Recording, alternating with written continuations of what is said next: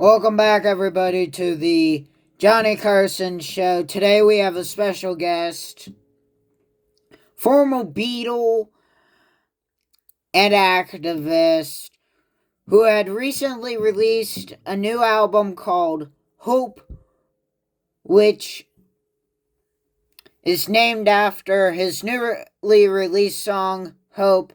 May I present John Lennon, everybody. So let's get this interview onto the road and,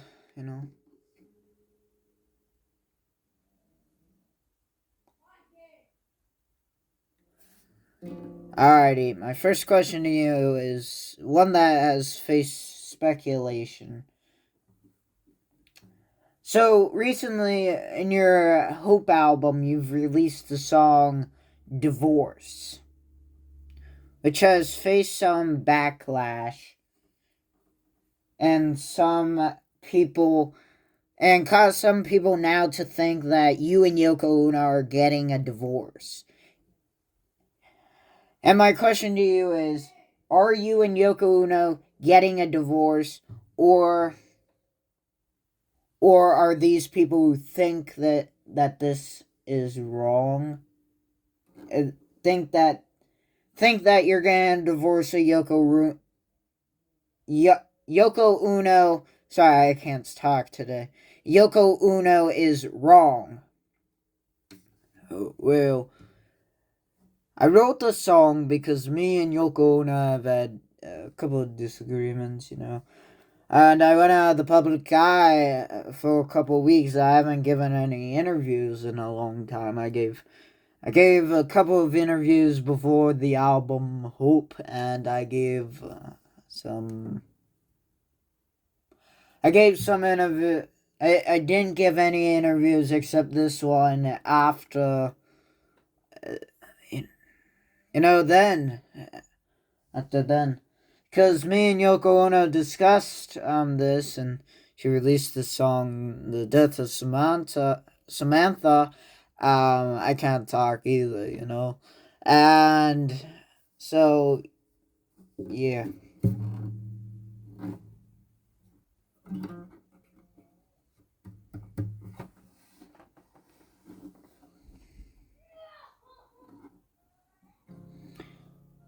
So, recently, you've talked to Paul McCartney, am I right? Yes, you are. And you had a discussion saying that you're going to the Grammy, you're going to like the Emmys together, where we were,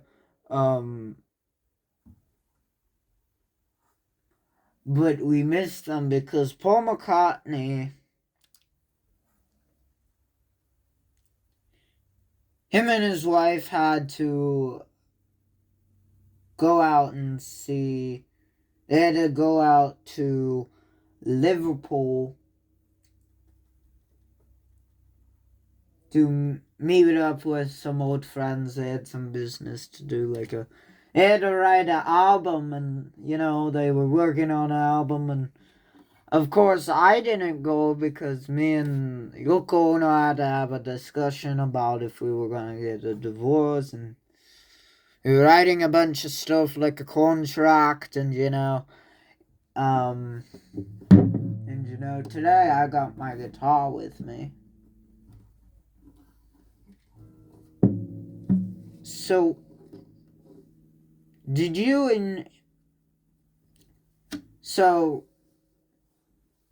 recently you've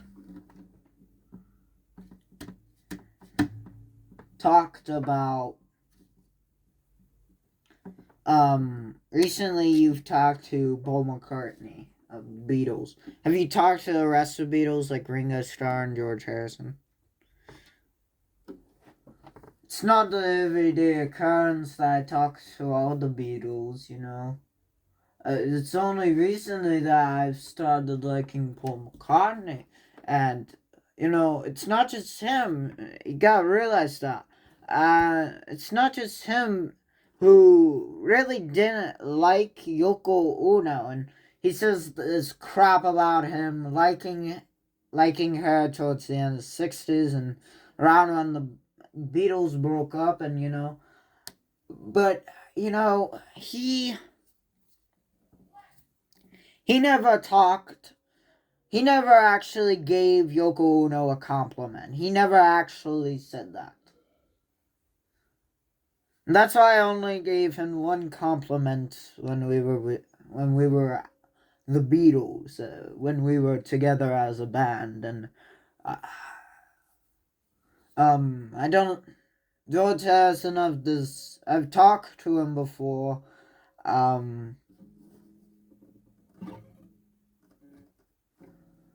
Me and Paul McCartney, not too long ago, it's probably a couple of years ago that we talked. Paul McCartney was at the Dakota Mansion, and me and him were discussing, and we were watching SNL, and they said, to make an appearance, you had to get the Beatles to get $20, and one of the guys came up and he said, "Hey Beatles, if you want to reunite and do that," and Paul McCartney, he had said, "How about we actually do that as a joke?" And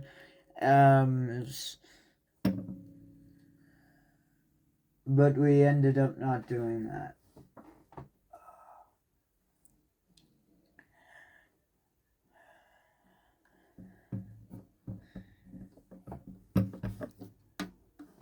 Alrighty. So, Mr. Lennon.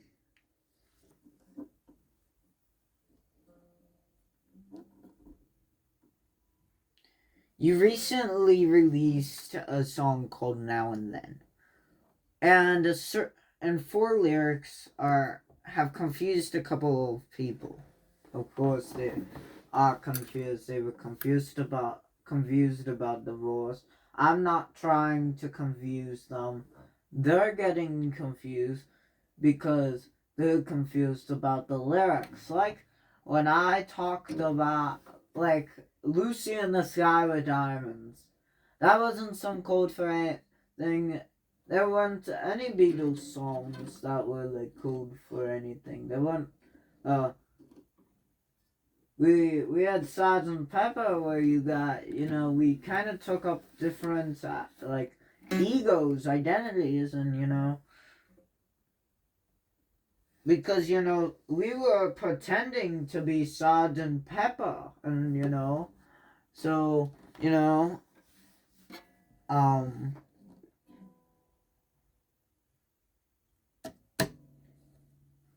so, the question to you is, what was that part about? Was that part about you and Yoko Ono starting to separate, or was that part about you and Cynthia Lennon wanting to get back together?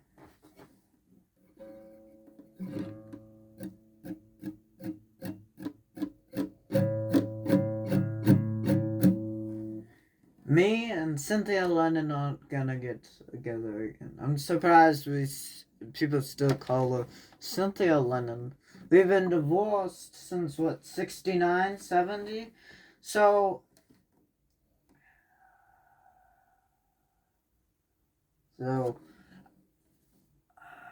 was a song about Yoko Ono, and it was like that lyric was like a conversation me and Yoko Ono had.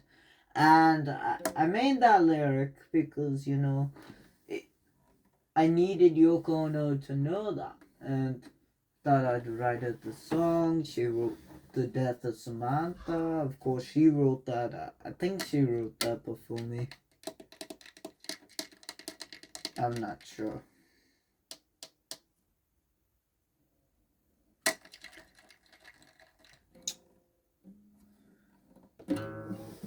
Since you have your guitar today, can you play something? I can try.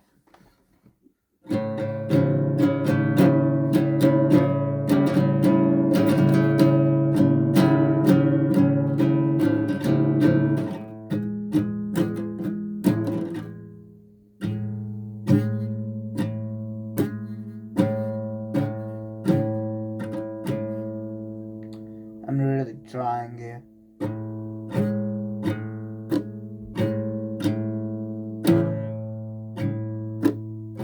While we're on the topic of guitar, stop. On the guitar, on the I'm sorry. While we're on the topic of guitar, I want to tell you that "Come Together" was originally written like a Chuck Berry song. I back in the day, before, well, we were the Quarrymen back then, but in the late 50s, Chuck Berry came out as a big thing, and it was very similar.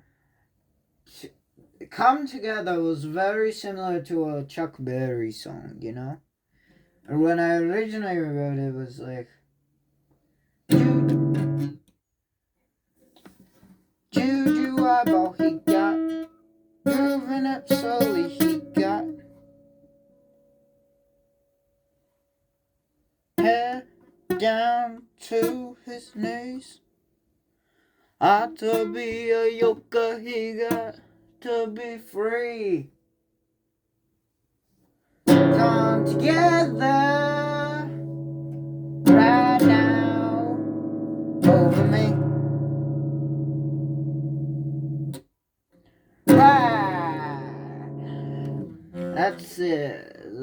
Every part, including "Come Together," is not the part in the song. And it started off like a Chuck Berry song, and it was a Chuck Berry song that I kind of copied off of, but it wasn't the same. It started off by, "You got a flat top, he got." That was the flat top part. I stole that straight from Chuck Berry, and Chuck Berry and me performed on that one show, and me and him haven't performed since, and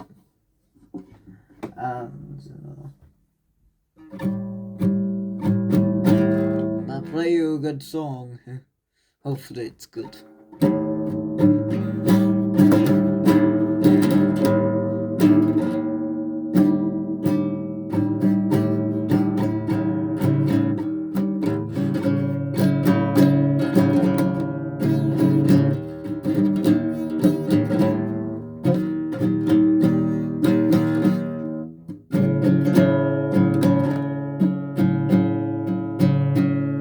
No picking all.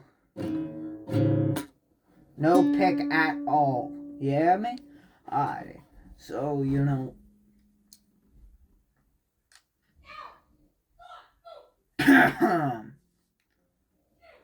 no, I know I talked about this earlier. I talked to Paul McCartney, and I talked to... Did I tell you that I talked to any other person? During the late 60s, Ringo came knocking on my door. That's my guitar that I'm knocking on, And he came to my door and said, I think you three are very close. And he tells the story differently because he's the perspective of the person who is knocking on the door. But here's what I thought. I thought that George Harrison, Ringo Starr, and Paul McCartney were very close. Because for certain, me and Paul McCartney, I think it was the late 60s. I know it was before Octopus Garden was released. I think so. Yeah, it was before Octopus Garden. So he said something, and I thought, you see, I thought that Paul McCartney and Ringo Starr and George Harrison were very close because, me and Paul McCartney didn't really get along. After 1966, he kind of just took over the band. He became like the dominant force. And before 1966, we produced our songs, and And multiple Beatles like George Harrison, Ringo Starr, and myself produced songs, but we really didn't. We really didn't get together. We didn't really like each other for some reason after 1966. Um, Paul McCartney, he was he was he seemed like a meaner guy, and I think Yoko Ono came around and on like November 6th or something, and I brought her in a couple in like 67, so that's when I think he got kind of mean, maybe, yeah. But he really, Paul McCartney didn't really like Yoko Ono, and I remind you, it wasn't just him, it was the rest of the band. George Harrison made some comment that was, I didn't like that comment. Ringo Starr talked as well, he made some comments, and even the Shy One makes comments like that. And all the Beatles, had a big career after the Beatles. Especially me and Paul McCartney. Because, we we were the like dominant hand of the Beatles. I would argue that Paul McCartney was more the dominant hand. He was kind of the puppet master of the Beatles songs and albums and records. And he's kind of the one who, he suggested to me that the record company that me and Paul McCartney created called was called Macklin Music. His name went first. It's really pissed me off. And so we had Apple Records after Brian Epstein died, and we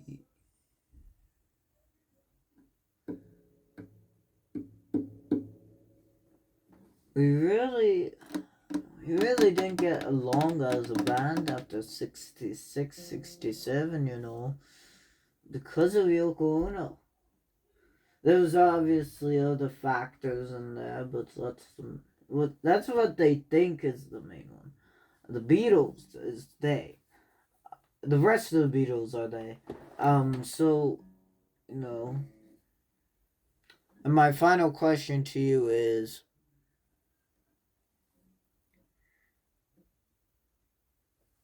when you were a part of the Beatles,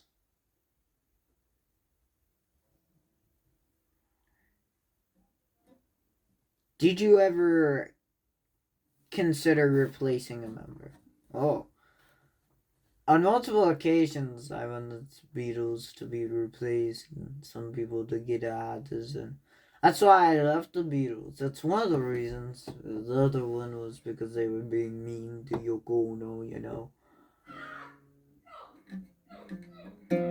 because she was a woman and in the studio. And it's the truth. They won't say it because they were the ones that were being mean, but um.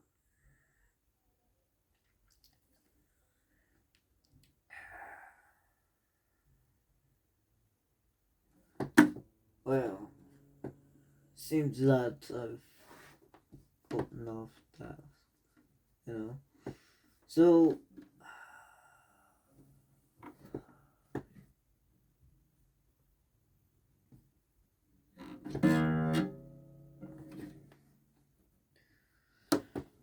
let's just finish off this show by just a guitar solo.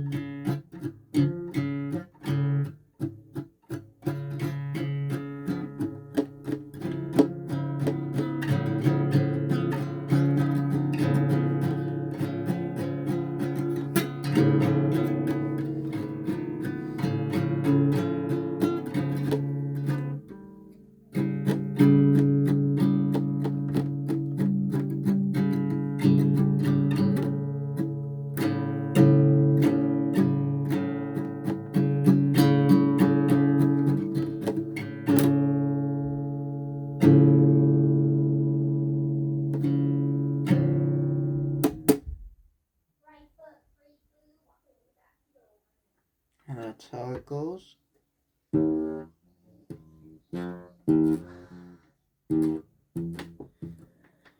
And then I'll go back to the studio and perform there.